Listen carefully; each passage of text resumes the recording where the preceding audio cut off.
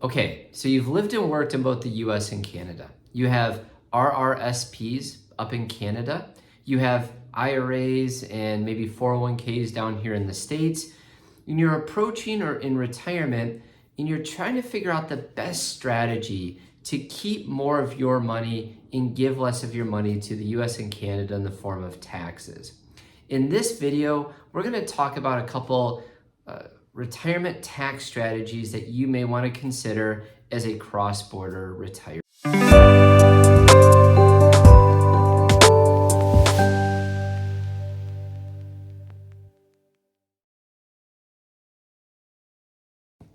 Hello, my name is Brian Haggard. I'm a certified financial planner, chartered financial analyst, and I'm the founder of Retirement and Financial. We help simplify your cross-border financial plan. And one of the things that we really specialize in is helping our clients with tax planning. Our clients upload their taxes to us every single year, and every year we develop a tax strategy with them to figure out what's the best long-term approach to keeping your taxes lower. And just this week, I was meeting with a client and having our annual tax review meeting, and they asked me a really simple, what seems to be a simple question. Brian, are we better off continuing to do Roth conversions, or should we start to be withdrawing money from our RSPs and taking money out of Canada now? I thought, hey, that's a great question. A lot of the folks here probably can benefit from it, so I wanted to put together a video for you today. One of the things that we see quite often when we're reviewing clients' tax situations and reviewing their taxes with them is we see what we like to call this retirement tax valley. And what that is it's a period in which people's taxes tend to be a little bit lower. And so, while you're working, you tend to have a little bit more income, your taxes tend to be a little bit higher. And then a lot of times once you first retire, you'll find that your taxes will actually dip a little bit. Now your income doesn't necessarily dip, but your taxes do. And that's because a lot of times kind of the common advice is we'll start to take money from your after-tax accounts, your brokerage accounts, your checking accounts, savings accounts, first in retirement, and let your other accounts kind of defer and grow. And that's really good advice, but the problem with that is in the future, a lot of times that causes a really high tax liability because at age 72, you have to start withdrawing money from your Canadian RSPs or your RIF at that point. And at age 73 or 75, ages have kind of changed a little bit for the US, but you have to start taking money from your IRA accounts or pre-tax 401k accounts. And so a lot of times we see taxes are high when you're working, they go down for a period of time, and then all of a sudden they spike again at age 72, 73 years old, once you have to start taking these money from your US and Canadian accounts. And that causes a lot of headaches, right? What that ultimately causes is later in life, you might be dealing with much higher taxes, which isn't a good thing because that also might be a time which tax rates might be a little bit higher. And the other thing that we may be dealing with, a lot of our folks deal with, is potentially Medicare penalties as well. If your income exceeds certain thresholds, you may have to pay $100 or hundreds of dollars per month in additional Medicare penalties if your income exceeds certain thresholds. So what we don't necessarily want to do is keep your income really low for a number of years and then all of a sudden see it spike at age 73 or 72 years old. There are some strategies that we like to implement in this retirement tax valley if you're in it. And a lot of times those strategies are starting to take money out of your RSPs or starting to do Roth conversions. And we're going to talk about those different strategies today. So what we try to do is we try to kind of fill in that retirement tax valley, right? Instead of us waiting all the way until 72, 73 years old to start to take those withdrawals and take those really large potential withdrawals, we want to start to take that money out earlier. And that way we can kind of control your income and control the taxes and potentially Medicare penalties that you'll pay. And ultimately, although that might mean you're going to be paying a little bit more in taxes over the next couple of years, the goal is long-term, hopefully that will save you both taxes and Medicare penalties. So how do we start to fill in that valley, right? We do it by either taking RSP withdrawals or, like I said, potentially Roth conversions or IRA withdrawals or 401k withdrawals. So let's start by talking about RSP withdrawals. So a lot of our clients have money up in Canada and they want to start bringing that down, but they don't necessarily know the best way to do it. And a lot of times what we want them to do is take those RSPs, convert it into what are called RIFs, and at that point, you can start to take out up to 10% of your account value up in Canada each year, and the withholding down by Canada is only 15%. And so the benefit of starting that withdrawals now is, for a lot of people, they've had money up in Canada for 20, 30, sometimes 40 years, kind of just not doing anything for them, right? They haven't been able to place many trades in the account. They kind of just feel like that money is stuck. And so by starting these withdrawals during this valley, it's a good way to kind of unstick that money, bring that money down here to the States so that you can start to use it in a little bit better manner, right? Also, what we find with a lot of our clients is, their investments up in Canada are just underperforming what's been happening here in the States, or they just have really high fees up in Canada that they're paying. Here in the States, rarely would you see somebody pay more than 1% per year in investment management fees. A lot of times when we're reviewing our Canadian accounts up north, they're at 2% plus in investment management fees, which really hurts the long-term investment performance, right? So those are some of the big reasons why you may consider starting getting those RIF withdrawals or RSP withdrawals immediately to kind of fill in that gap or that valley that you may have in early retirement. The other strategy that a lot of our clients are implementing right now is a Roth conversion strategy. What a Roth conversion strategy is, it's moving money from your pre-tax account, such as an IRA or a 401k, and moving that money into a Roth IRA. Now, when you do that, you have to pay taxes on that money.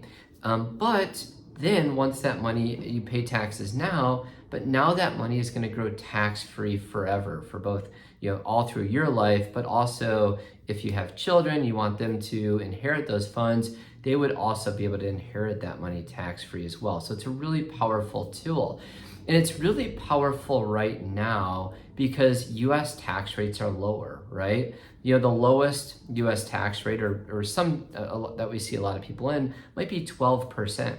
Well, if the tax rules change like they're set to do here in 2026, it's possible these tax rates are going to be much higher. So right now we have a really high percentage of our retirees are implementing a Roth conversion strategy to get that money into Roth accounts to pay money today at low US tax rates, and so that they can then avoid taxes in the future in which those taxes may be higher. So now that money is growing for you tax-free forever. You don't have those required withdrawals from this account at age 73 like you do with the IRA accounts.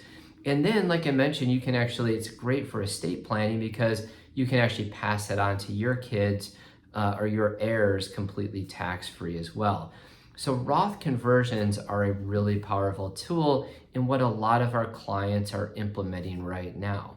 So the question is, so which one's better? Which one do I do? Do I do RSP withdrawals or RIF withdrawals, or do I start with Roth conversion strategy in retirement?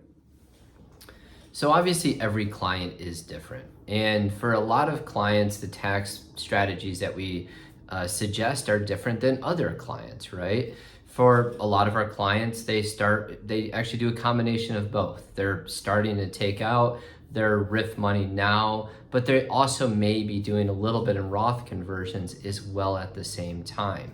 But for this family, and just give you one example, we decided in their case to really continue to do Roth conversions heavily and hold off on doing RSP withdrawals. And let me tell you why, at least in their case, we decided on this strategy. First, US tax rates today are very low, right? The lowest US tax rate might be 10%, 12% is the next US tax rate. There is a really good chance that in the future, US tax rates are going to be higher. So today, the benefit of doing Roth conversions is that we can lock in today's tax rates on those Roth or those IRA withdrawals, those IRA conversions into Roth accounts. And that was probably the reason that we really decided to stick with the Roth conversions in their part. With the RIF withdrawals, the tax withholding is either going to be 15% from a RIF or 25% from an RRSP. It doesn't necessarily matter. Those aren't going to change, or at least they're not projected to change when the US tax rates change. So those should stay consistent, but the US tax rates will go up. So for now, it kind of makes sense to lock in the lower US tax rates. The other thing about their situation, which is a little bit unique, is they have a lot of money in checking and savings and brokerage accounts, right? So they don't necessarily need this money from the RIF withdrawals. If they take more money out of the RIF, it's just going to be kind of added to this checking, savings, brokerage account that they already have. And the issue with that is now that money that's growing tax deferred in a RIF is now sitting in a checking, savings, interest account that they now, if it earns anything, they're now going to have to pay taxes on every single year. Where if they did the Roth conversion, that money could be sitting in a Roth account growing tax-free for the rest of their life. And that's a big benefit to the Roth conversions right now over doing like a RIF withdrawal. Now, some people, they need the RIF money to live on, right? They take that money out and they spend it. And that's a different situation, right? In that situation, a lot of times we might consider doing a combination of RIF withdrawals and Roth conversions. But in their case, that wasn't their situation. And so we decided that the Roth conversion probably made the most sense for them. The other thing, I'm not a huge fan of looking at the exchange rate and making decisions based on the exchange rate, but here we are, where it's May 2024. We're looking at you getting about 72, 73 cents on the dollar today if you're to move money from Canada to the US. It's not awful, but it certainly could be better. And right now, because of the little bit weaker exchange rate, we're also not in a big hurry to move a lot of money from Canada to the US. So the next obvious question becomes, well, okay, if we decide that we want to do Roth conversions or we want to start taking money from our RIFs up in Canada, how much should we be taking out on an annual basis? What makes the most sense for me? Well, there's a couple things that we look at. The first thing we look at is filling up different tax brackets. If you're in the 12% tax bracket, a lot of times what we will do is we will try to do enough in conversions to fill up, to go to the end of that tax bracket. Again, 12% is a really kind of a magic number. We may never see marginal tax brackets that low again here in the States. And so we want to take advantage of it. If our clients are in the 12% tax bracket, we almost always utilize a Roth conversion strategy to fill that up, right? So that's one thing that we want to look at is what your tax bracket is. Does it make sense to fill up that tax bracket with Roth conversions? The second thing that we want to look at are Medicare penalties. So Medicare penalties are a really big deal, both now and in the future. We want to try to avoid Medicare penalties if possible. Here we are in 2024. If your overall income exceeds about $206,000 and you're married, there's a good chance that you will start to have higher Medicare payments because of your income. So a lot of times what we will do is we will do enough in conversions or RSP or RIF withdrawals to get you right to before those Medicare penalties will kick in. We have a tax planning software, so we know exactly how much you could withdraw or convert before running into those next Medicare penalties. And for a lot of people, it's really important to avoid those Medicare penalties. Now, the other thing that sometimes I put in and make sure that you're aware of is if you are If you are prior to 65 and you don't have Medicare, you may be qualifying for large healthcare tax credits right now. And a lot of times, if that is the case, we try to keep your income as low as possible to maximize those healthcare credits. But you don't want to have no income.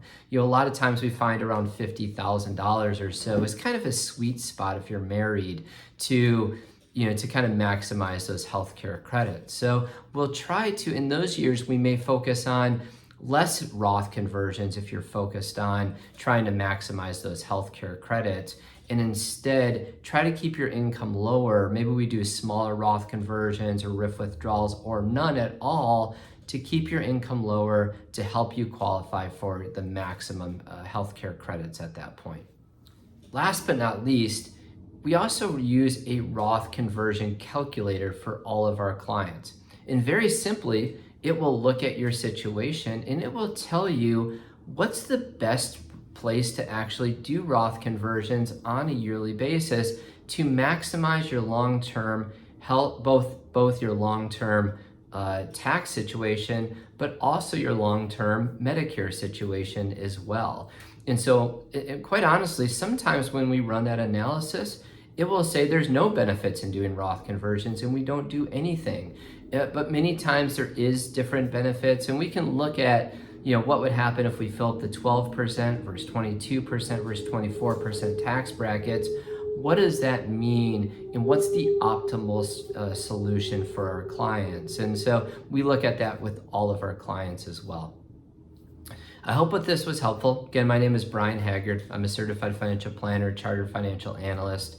We help simplify your cross-border retirement plan. If you're looking to work with somebody to create a long-term tax strategy for your cross-border retirement plan, please go to our website, retiremitten.com. You can schedule a complimentary consultation and talk to one of our cross-border financial advisors. Thanks again for listening today.